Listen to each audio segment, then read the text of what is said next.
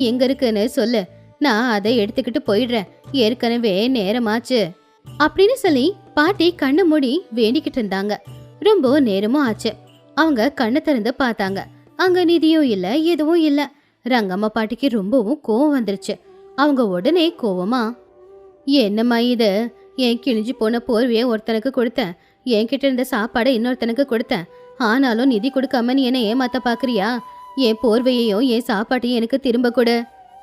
அப்ப அதே கோவில இருந்த சாமியார் சிரிச்சுக்கிட்டே வெளியில வந்தாரு. ரங்கம்மா, உண்மையான வேண்டுதல் எந்த ஒரு எதிர்பார்ப்பும் இல்லாம இருக்கணும். அப்பதான் அந்த அம்மன் உனக்கு நல்லது செய்வா. நீ அம்மன் கிட்ட வேண்டுதல் வைக்காம வியாபாரமா பேசிக்கிட்டு இருக்க. பாட்டி ரொம்ப கோவமா, அப்போ நான் பட்ட கஷ்டம் எல்லாம் வீணா போச்சா? இல்லையே, உனக்கு புதையல் கிடைச்சிருக்கே. ரங்கம்மா ஆச்சரியமா, எங்க? நீ வர்ற வழியில 2 பேருக்கு உதவி செஞ்ச இல்லையா? அவங்க 2 பேரும் உன்னை மனசார பாராட்டுனாங்க.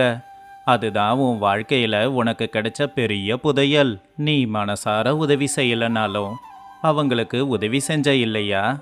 அந்த உதவியால அவங்க உன்னை மனசார வாழ்த்தனாங்க இல்லையா? அதுதான் உண்மையான புதையல்.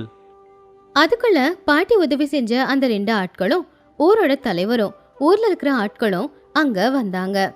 ரங்கம்மா, நீ உண்மையிலேயே மாறிட்ட. நீ உண்மையிலேயே மாறிட்டன்னு ஒரு ஜனங்க எல்லாரும் சொன்னாங்க.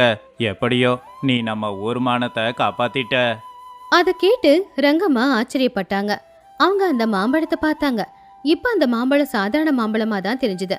அவங்க ஜனங்களோட முகத்துல இருக்கிற சந்தோஷத்தையும் கவனிச்சாங்க. அவங்க இதுவரைக்கும் சேர்த்து வச்ச பணம் கொடுக்காத ஒரு சந்தோஷத்தையும் ஒரு நிம்மதியையும் அவங்க முகத்துல இருக்கிற சந்தோஷம் கொடுத்துச்சு. ரங்கம்மாவுக்கு அறிவு வந்துச்சு. அவங்க கண்ணுல இருந்து ஆனந்த கண்ணீர் கொட்டிக்கிட்டு இருந்துச்சு.